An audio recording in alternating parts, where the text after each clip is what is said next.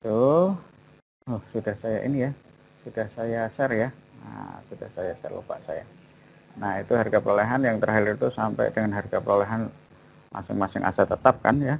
Harga perolehan masing-masing aset tetap. Ini terakhir ya. Kendaraan. Nah, ini slide ke-13, slide ke-14 ini nih. Bagaimana kemudian aset tetap itu disajikan, dicatat harga perolehannya ya. Jadi aset tetap itu dapat diperoleh dengan berbagai cara. Aset tetap yang pertama bisa dengan cara dibeli ya, bisa tunai, cash, atau bisa kredit angsuran. Yang kedua, aset tetap bisa diperoleh dengan trade-in atau pertukaran. Nah, perolehan dengan itu yang kedua itu ya. Jadi aset tetap bisa diperoleh dengan pertukaran. Nah, nanti kita bahas. Kemudian yang ketiga, 4, 5 itu yang pertama, yang ketiga perolehan dengan sewa guna usaha leasing, atau yang keempat membangun sendiri, yang kelima adalah hibah, bantuan atau pemberian. Nah, yang akan kita bahas yang 1 dan 2 itu ya, pembelian aset dan perolehan dengan trade-in. Itu yang akan kita bahas. Baik, yang pertama adalah bagaimana penyajian, pencatatan, dan pengakuan aset tetap kalau diperoleh dengan cara dibeli dengan tunai.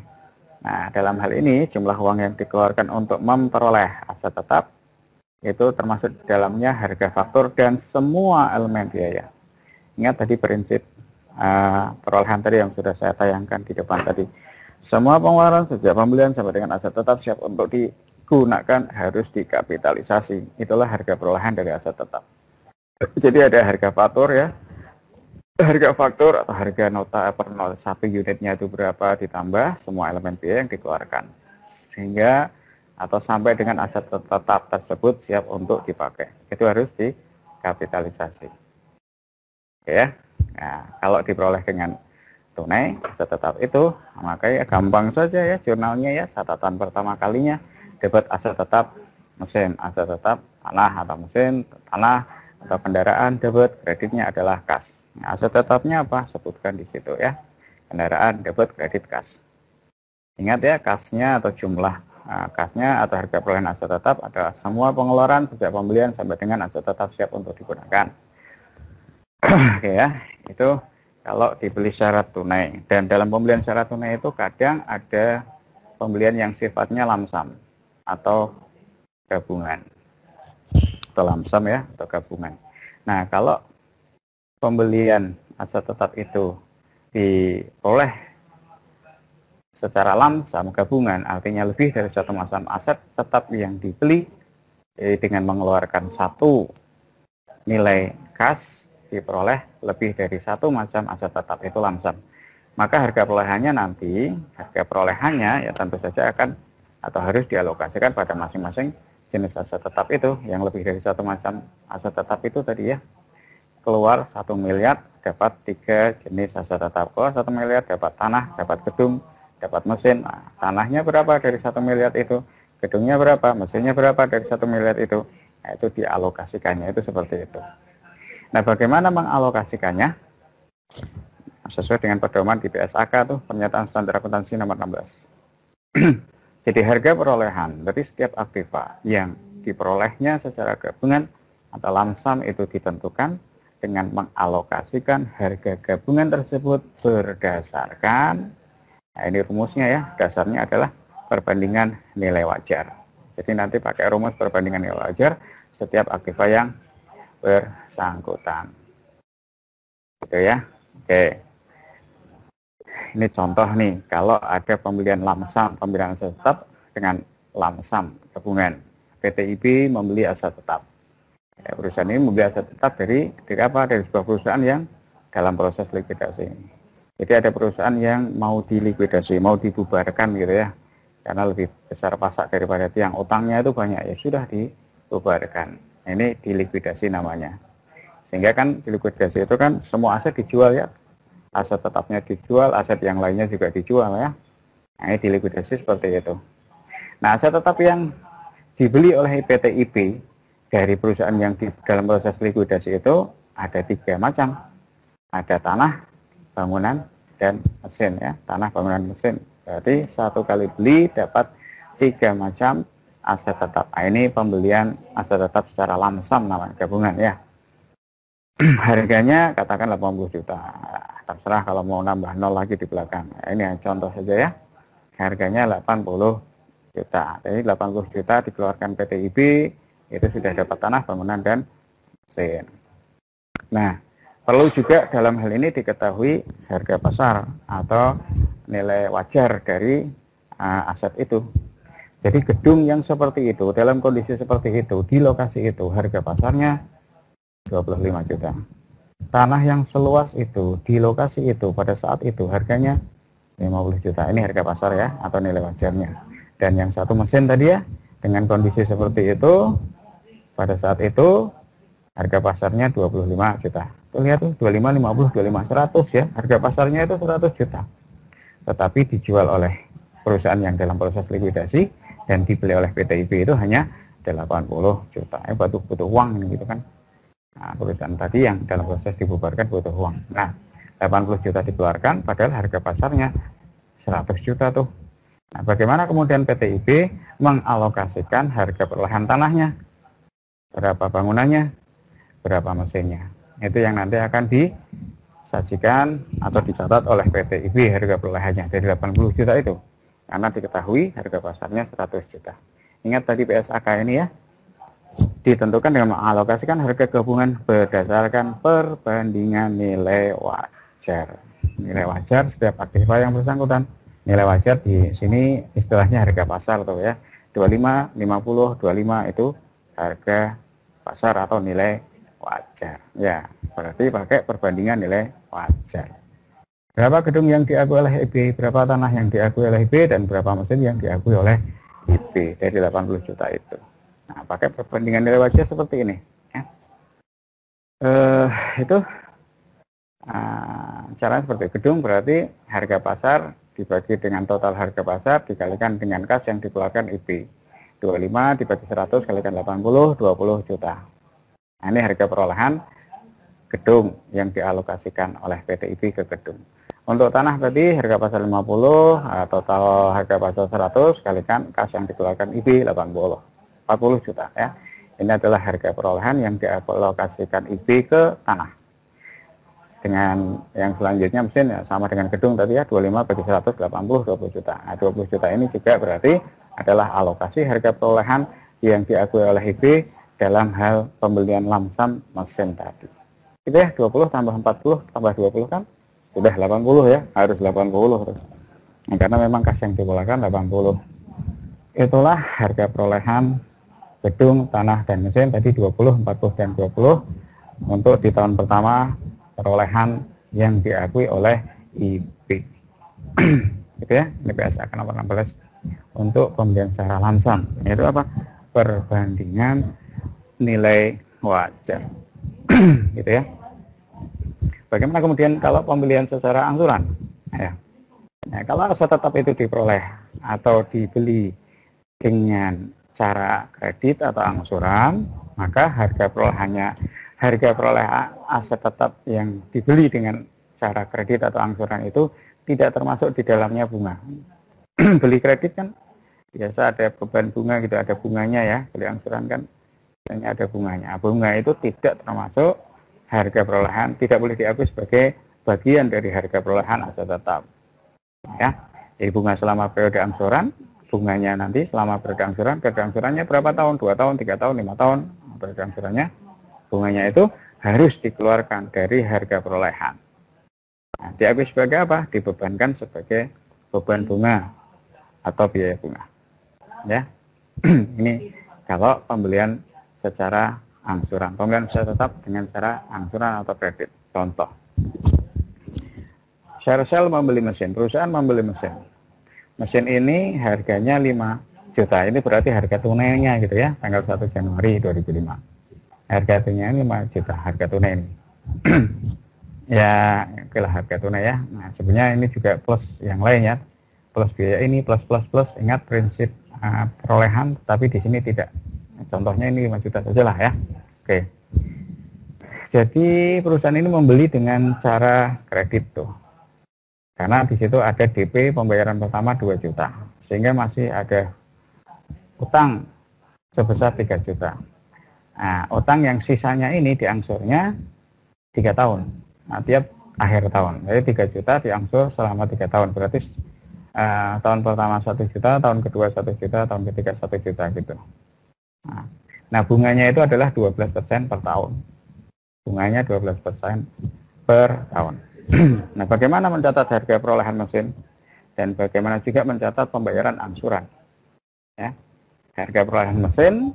Nah, tadi dikatakan di sini kalau ada bunga itu harus dikeluarkan dari harga perolehan, atau kalau bunga itu bukan termasuk bagian dari harga perolehan, tetapi dibebankan sebagai beban atau biaya bunga. Berapa tuh? Berapa? 3 tahun ya. 1 Januari 2005, 2006, 2007. Nah, kita lihat pembayaran seperti ini. Di tanggal 1 Januari 2005 ya. Nah, ada transaksi pembelian mesin.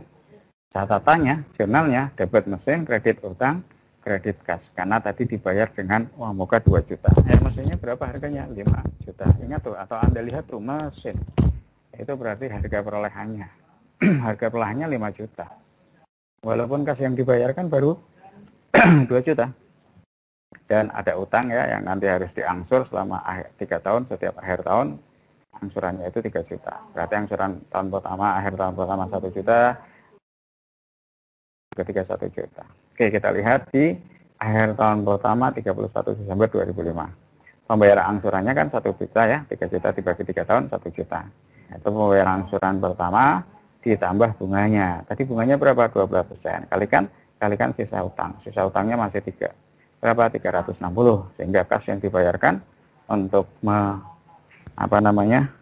untuk mengangsur di akhir tahun pertama 1.360. Sehingga kemudian kita lihat jurnalnya debit utang ya, 1 juta, dan ada biaya itu biaya bunga ya.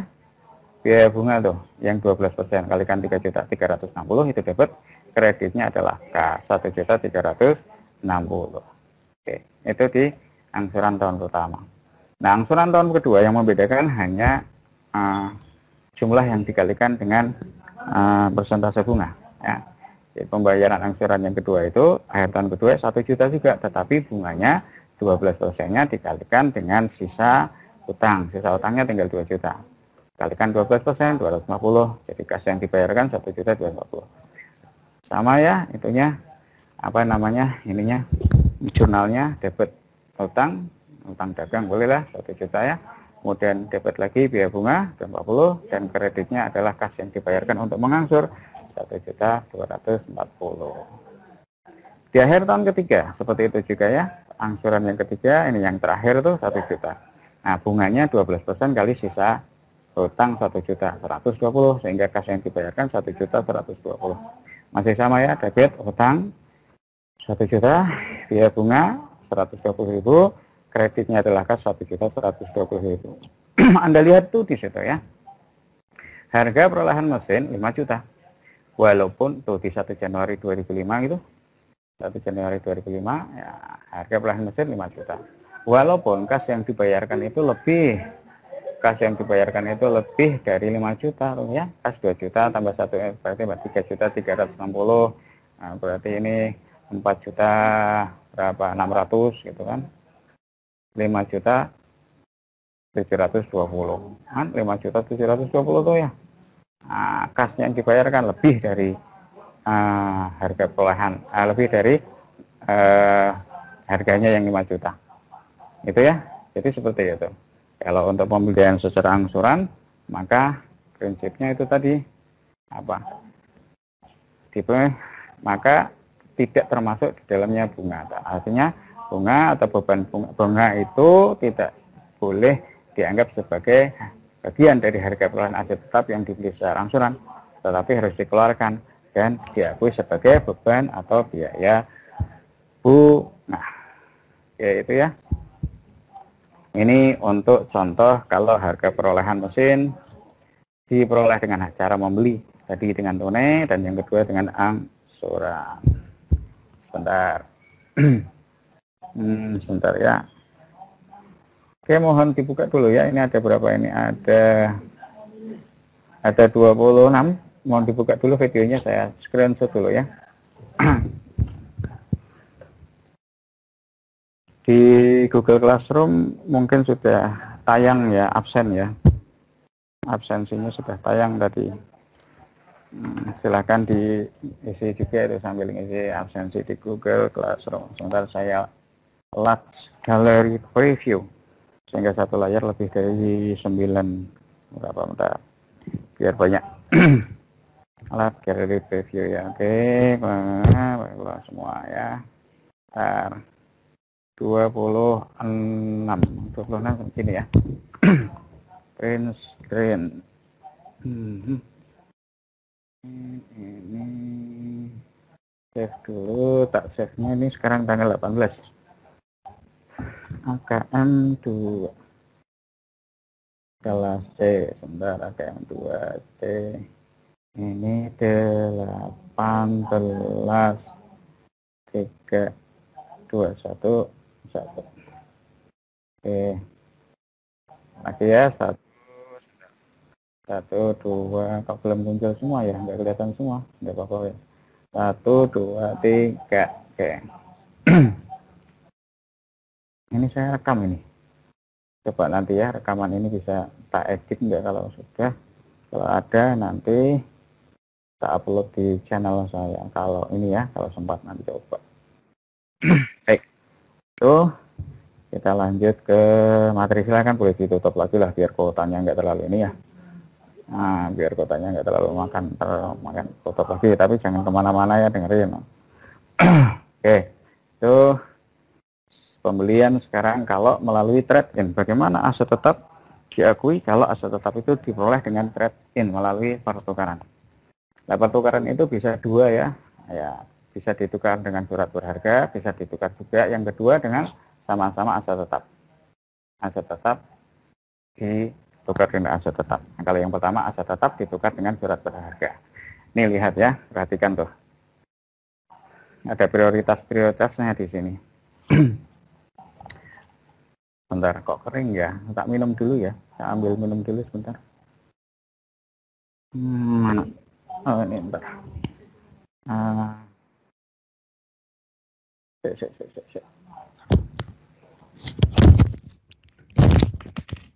Panas ya?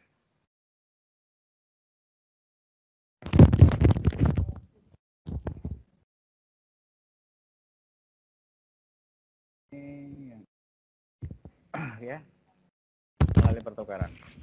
Bagaimana kalau aset tetap diperoleh dengan ditukarkan dengan surat berharga? Nah, aset tetap yang diperoleh dengan cara ditukar dengan surat berharga, contohnya di sini adalah saham atau juga obligasi, maka ini ya prioritas pertama nih. Maka harga perolehan dari aset tetap itu berapa? Nah, dicatatnya itu dalam buku ya, dicatatnya itu nanti sebesar harga pasar dari surat berharga, entah itu saham, entah itu obligasi. Harga pasarnya ya. Jadi kalau beli tanah dengan saham, maka tanah yang diperoleh itu sebesar harga pasar dari saham gitu. Atau belinya dengan obligasi, maka tanah itu nilai harga perolehannya sebesar harga pasar dari obligasi. Itu yang pertama ya, prioritas yang pertama. Yang kedua kalau misalnya harga pasar dari surat berharga itu tidak diketahui, tapi ini kalau sekarang gampang ya, harga pasar bisa diketahui dengan gampang. Ini kalau saja harga pasar saham atau obligasi itu tidak diketahui, maka yang dipakai sebagai dasar untuk mencatat harga perolehan dari aset tetap itu adalah harga pasar aset tetap itu. Jadi ini yang kedua, kalau yang pertama nggak diketahui, pakai yang kedua. Jadi beli pakai saham, beli tanah pakai saham, tetapi nggak tahu harga pasar saham, maka ya pakai harga tanah itu, harga perolehannya sebesar harga pasar dari tanah itu. Harga pasar atau nilai wajar ya. Nah gitu ya. Ini yang kedua, kalau yang pertama nggak bisa. Tapi yang jelas yang pertama dulu ya, prioritas yang pertama dulu baru kemudian yang kedua. Yang ketiga, kalau harga pasar surat berharga maupun harga pasar dari aset tetap itu tidak diketahui, misalnya lah ya, nah, yang ketiga ini jarang, ya, maka ya pakai keputusan pimpinan perusahaan. Jadi tanah yang diperoleh tadi harga perolehannya berapa? Pakai judgement dari manajemen, dari manajer perusahaan. Itu ya kalau harga pasar surat berharga maupun harga pasar dari aset tetap yang diperoleh tidak diketahui harga pasarnya. Ini pakai judgement pimpinan perusahaan, tapi ini jarang ya, jarang ini. Nah, yang keempat, pertukaran aset tetap dengan saham atau obligasi ya. Aset tetap ditukar dengan surat berharga, entah itu saham, entah itu obligasi. Nanti akan dicatat dalam rekening modal saham, kalau itu saham, atau utang obligasi, kalau itu pakai obligasi, sebesar nilai nominalnya. Jadi nanti saham dan obligasi itu yang dipakai untuk menukar aset tetap atau untuk membeli aset tetap, itu dicatat sebesar nilai nominalnya. Nah, kalaupun nanti ada selisih nilai pertukaran, selisih nilai pertukaran itu karena tadi kan kita bisa pakai harga pasar tuh. Harga pasar dengan nilai nominal kan beda. Harga pasar bisa lebih tinggi dari nilai nominal, harga pasar bisa lebih rendah dari nilai nominal gitu. Nah, ada selisih nanti. Nah, selisih pertukaran itu nanti bisa dicatat ke rekening, boleh agio, boleh disagio. Nah, agio itu berarti kalau harga pasarnya lebih tinggi dari agio itu kalau harga pasarnya lebih tinggi dari nilai nominal. Kalau disagio itu berarti harga pasarnya lebih rendah dari nilai nominal dari surat berharga loh ya. Itu ya. Pakai contoh saja biar lebih paham. Clickbank menukar sebuah mesin. Jadi Clickbank itu butuh mesin. Kalau tadi saya contohkan tanah ya, kalau ini mesin. Ditukar dengan 1000 lembar saham biasa. Di mana diketahui nilai nominal, nah ingat ya, ini nominal ya. Nominal nanti ada nilai pasar atau harga pasar. Ada nilai nominal, ada harga pasar. Diketahui nilai nominalnya itu 10.000 per lembar. Jadi 10.000 kalikan 1000, 10 juta ya. Itu kalau nilai nominal. Nah, diketahui bahwa ternyata ya harga pasarnya tidak diketahui nih. Harga pasar dari saham saat itu, saat penukaran adalah 11.000 per lembar. Berarti lebih tinggi harga pasar Rp1.000 daripada nilai nominalnya ya per lembar. Kan ada selisih gitu. Nah, selisih itu dicatatnya di nanti agio ya, karena ini harga pasarnya lebih tinggi dari nilai nominal agio. Nah, tapi kalau harga pasarnya misalnya 9.000, nah berarti nanti itu disagio 1000-nya, selisihnya itu disagio. Nah, Anda sudah paham lah ya. Nah, ini apa namanya? Jurnalnya seperti ini. Debit mesin. Nah, sebesar harga pasar ya. Ini tadi yang pertama nih ya. Ditukar dengan itu kan yang pertama kan ini ya. Karena diketahui harga pasarnya ya. Nah, dicatat dalam buku besar, dalam buku sebesar harga pasar saham atau harga pasar obligasi. Ya, dalam hal ini tadi kan saham. Berapa harga pasar saham? 11 juta. Debit mesin 11 juta. Kredit modal saham biasa. Nah, tadi dikatakan di sini ya. Dicatat dalam rekening ini sebesar apa tuh ya?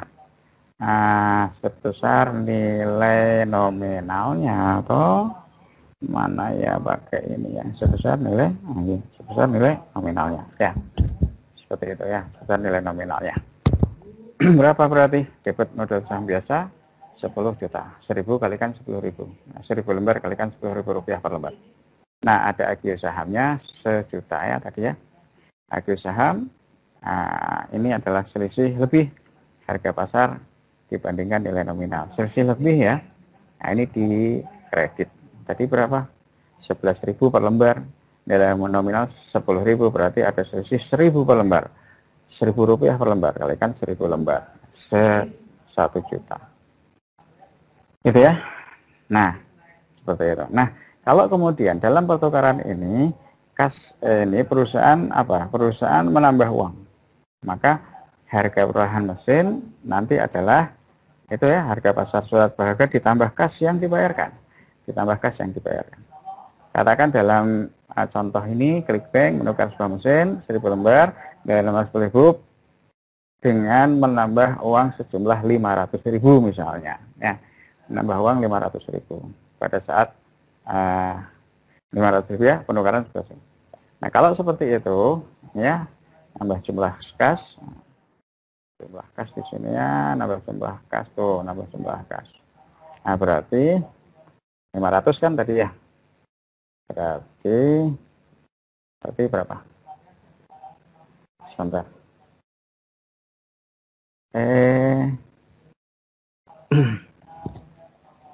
Saya tanya ya, mau tanya nih. Ini yang saya kotakin ini kelihatan nggak nih? Gerak-gerak. Saya kotakin ini kelihatan nggak, Mas, Mbak? Kelihatan nggak di Anda nih, yang saya kotakin ini, yang saya kelihatan nggak? Enggak, Pak. Enggak ya? Enggak, Pak. Oh, enggak. Enggak. Terus ini saya ada garis merah gitu, kelihatan nggak? Saya garis merahin kelihatan nggak? Enggak. Oh, Pak. oke, ya udah, oke. Ya, berarti misalnya ini kalau nambah uang 500.000. Pak. Ya.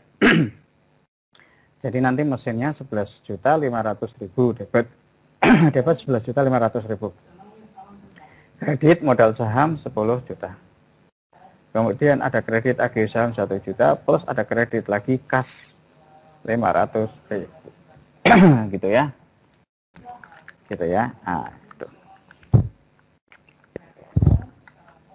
Itu kalau apa? Kalau aset tetap diperoleh dengan trade-in, pertukaran. Nah, dalam hal ini adalah bagian yang pertama tadi ditukar dengan apa? Ditukar dengan surat berharga. Nah, bagaimana kemudian kalau ditukar yang bagian kedua atau yang B?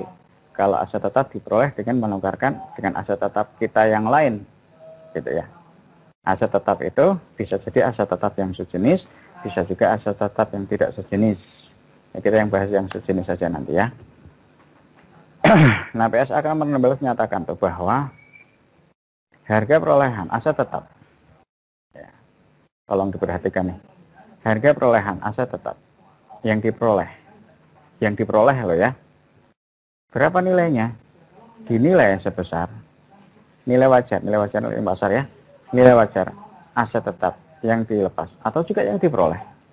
Mana nanti yang datanya itu, informasinya itu lebih handal, lebih valid. Ekuivalen atau sama dengan nilai wajar aset tetap yang dilepaskan. Jadi yang diterima itu sama dengan yang dilepaskan setelah disesuaikan dengan jumlah kas atau secara kas yang ditransfer. Gitu ya. Setelah disesuaikan dengan jumlah kas secara kas yang ditransfer. Nah, ini yang pertama seperti itu. Yang berhubungan dengan nilai pasar ya. Oke. Yang kedua, kalau nilai pasar aset tetap yang lama maupun nilai pasar aset tetap yang baru, yang lama itu berarti yang kita tukarkan, yang baru itu berarti hasil dari pertukaran, yang baru itu berarti hasil dari pertukaran. Itu nilai pasarnya tidak dapat ditentukan. Maka yang dipakai apa? Yang dipakai sebagai dasar adalah nilai buku aset tetap lama. Nilai buku aset tetap lama yang kita tukarkan. Itu yang akan digunakan sebagai dasar pengakuan. Dasar pengakuan apa? Dasar pengakuan aset tetap baru. Jadi aset tetap baru yang kita terima itu nilainya sebesar nilai buku aset tetap lama yang kita tukarkan. Itu yang kedua ya, tapi pakai yang pertama dulu. Yang pertama, baru kemudian kalau yang pertama itu ya, nilai wajar atau harga pasar dari aset tetap dua-duanya itu tidak diketahui, barulah pakai ini ya. Barulah pakai nilai buku aset tetap lama. Gitu ya, nilai buku aset tetap lama. Jadi misalnya ini nah kita akan pertukaran yang tidak sejenis nanti ya. Jadi artinya kita punya kendaraan gitu ya, akan kita tukarkan dengan gedung gitu. Kita punya kendaraan, berarti kendaraan itu adalah aset tetap lama. Akan kita tukarkan dengan gedung. Gedung itu adalah aset tetap baru gitu. Nah, itu nanti kalau pakai yang pertama itu nilai pasar mana yang lebih handal itu yang dipakai. Gitu ya. Yang lebih handal itu yang dipakai. Jadi kita lepaskan kendaraan, kita dapatkan gedung. Nah, gedung itu sebesar berapa? Harga pasar dari kendaraan. Gitu ya. Ditambah dengan kas yang ditransfer. Misalnya seperti itu. Itu untuk yang pertama yang di atas. Nah, kalau yang kedua itu apa? Yang kedua itu tidak diketahui dua-duanya ya. Jadi kita nggak tahu, kita punya kendaraan, kita nggak tahu harga pasarnya, akan kita tukarkan dengan gedung atau rumah. Nah, gedung atau rumah itu juga kita nggak tahu tuh harga pasarnya. Maka saat kita tukarkan, kita lepaskan kendaraan, kita dapat gedung, gedungnya itu nilainya berapa? Ini yang kedua loh ya, nilainya berarti sebesar nilai buku dari kendaraan. Ini kan nilai buku aset tetap lama yang akan digunakan sebagai dasar pengakuan. Jadi ya, gedung yang kita dapatkan itu senilai atau pengakuannya harga perolahannya sebesar nilai buku dari kendaraan. Nah itu kalau yang kedua. Oke ya, ini aset tetap ditukar dengan aset tetap yang lain. Nah, kan tadi dikatakan ya ada aset tetap yang tidak sejenis ya. Apa yang tidak sejenis tadi? Yaitu kendaraan kita tukar dengan gedung kan tidak sejenis.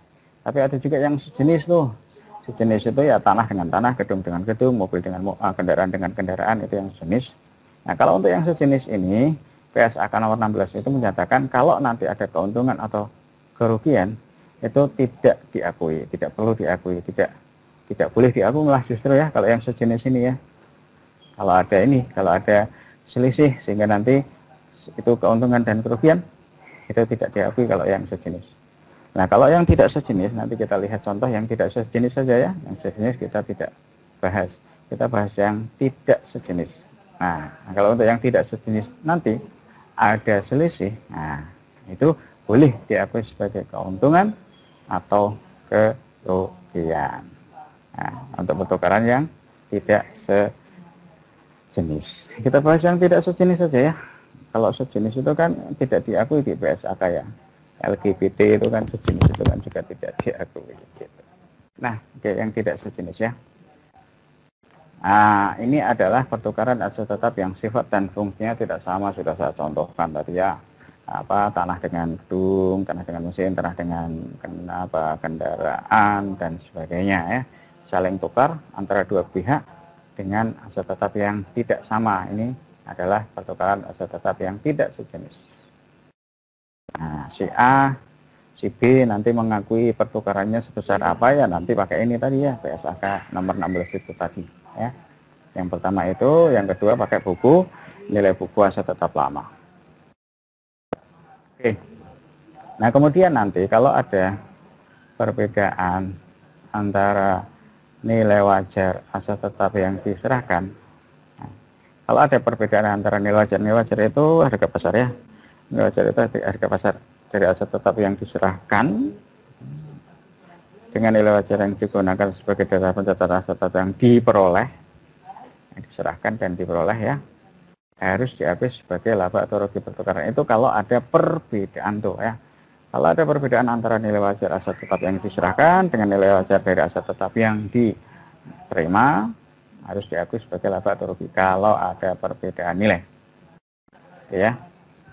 Nah, kita lihat nanti contohnya pakai itu ya, nanti biar lebih gampang. Nah, penentuan harga perolehan dalam pertukaran seperti ini harus didasarkan pada nilai wajar aset tetap yang diserahkan. Nilai wajar itu harga pasar gitu ya, ditambah uang yang dibayarkan. Ini cara untuk menentukan harga perolehan dari aset tetap yang nanti kita terima ya dari pertukaran. Dasarnya nilai wajar aset tetap yang diserahkan, yang diterima itu berapa, atau aset tetap yang baru dari hasil pertukaran itu yang kita terima itu berapa nilainya, itu adalah sebesar nilai wajar aset tetap yang diserahkan ditambah uang yang dibayarkan gitu ya. Nah kalau nilai wajar nanti ya, misalnya kalau nilai wajar aset tetap yang diserahkan atau nilai pasar dari aset tetap yang kita serahkan itu kita nggak tahu berapa nilai wajar atau harga pasarnya, kita nggak tahu, maka harga perolehan aset tetap yang kita terima yang baru itu dasarnya apa untuk menentukan nilai wajarnya, untuk menentukan harga perolehannya, yaitu dasarnya pakai nilai wajar atau harga pasar dari aset tetap yang kita terima. Jadi yang pertama itu ya, katakan apa ya, kita punya tanah ya, tukaran dengan yang punya mobil. Nah, mobil yang diterima itu, kalau pakai yang pertama ya, mobil yang diterima itu berarti seharga nilainya adalah sebesar nilai pasar dari tanah plus uang yang kita bayarkan kalau ada. Itu harga pasar harga perolehan dari mobil yang kita terima dari pertukaran. Apa? Nilai pasar tanah yang kita serahkan plus uang kalau kita pakai kas, kalau kita nambah uang. Tetapi kalau harga pasar atau nilai wajar tanah tidak diketahui, kita serahkan tanah plus uang, ya berarti nilai dari mobil itu adalah sebesar nilai wajar atau nilai pasar dari mobil itu berapa, plus tadi uang yang kalau ada ya yang kita serahkan. Gitu ya, contohnya saja nanti yang lebih jelas pakai contoh ini.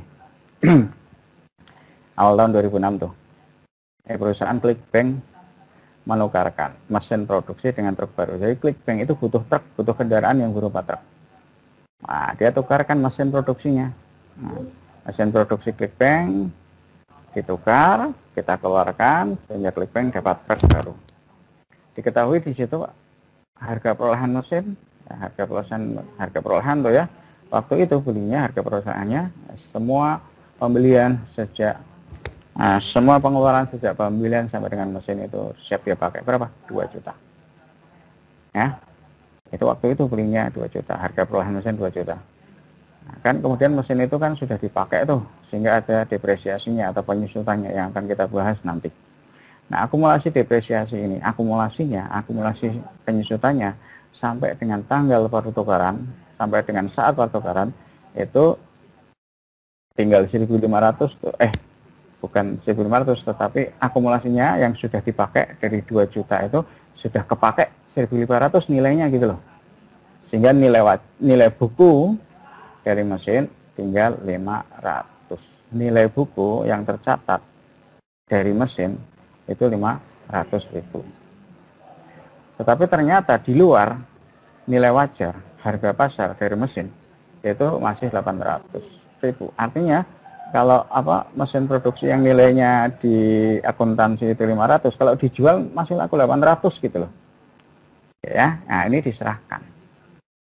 Ini ditukar, ditambah uang 1.700.000 dapat truk. Nah, berapa nilai truk ini diakui oleh ClickBank? Gitu loh. Berapa?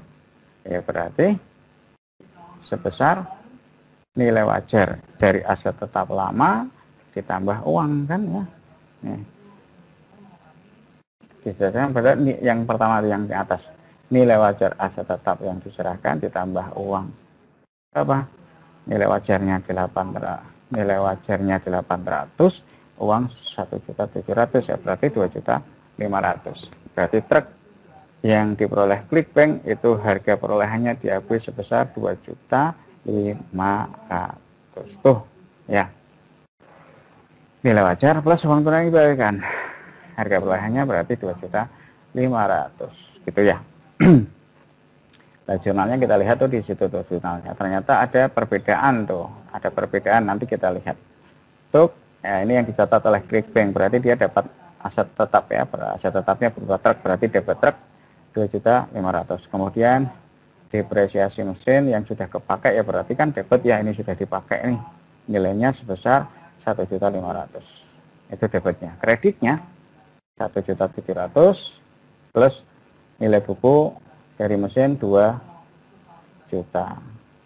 Kalau sampai di situ kan ini ya masih ada selisih itu ya. Terus ditambah akumulasi depresiasi 2.500.000 tambah 1.500.000 kan 4 juta tuh. Nah, kas plus mesin nilai mesin berapa? Masih 3.700.000 ya. Selisihnya itu laba karena debit terakumulasi lebih besar daripada kredit kas dan mesin. Jadi ini adalah laba pertukaran mesin sebesar 300.000.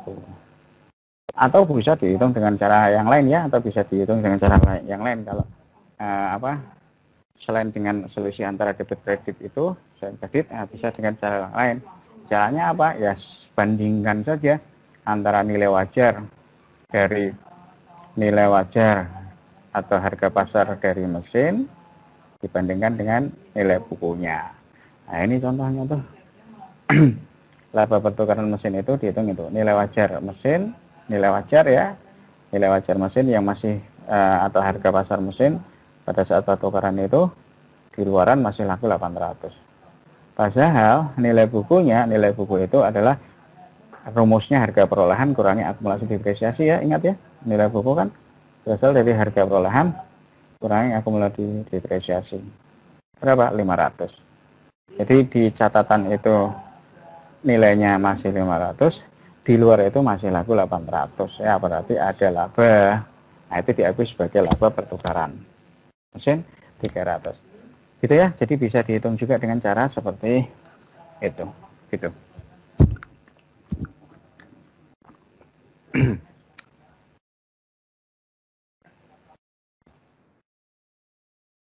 Ini ya, jadi pertukaran yang tidak sejenis yang kita bahas. Yang sejenis nggak usah kita bahas, tetapi nanti Anda pelajari pedoman pertukaran aset tetap ya.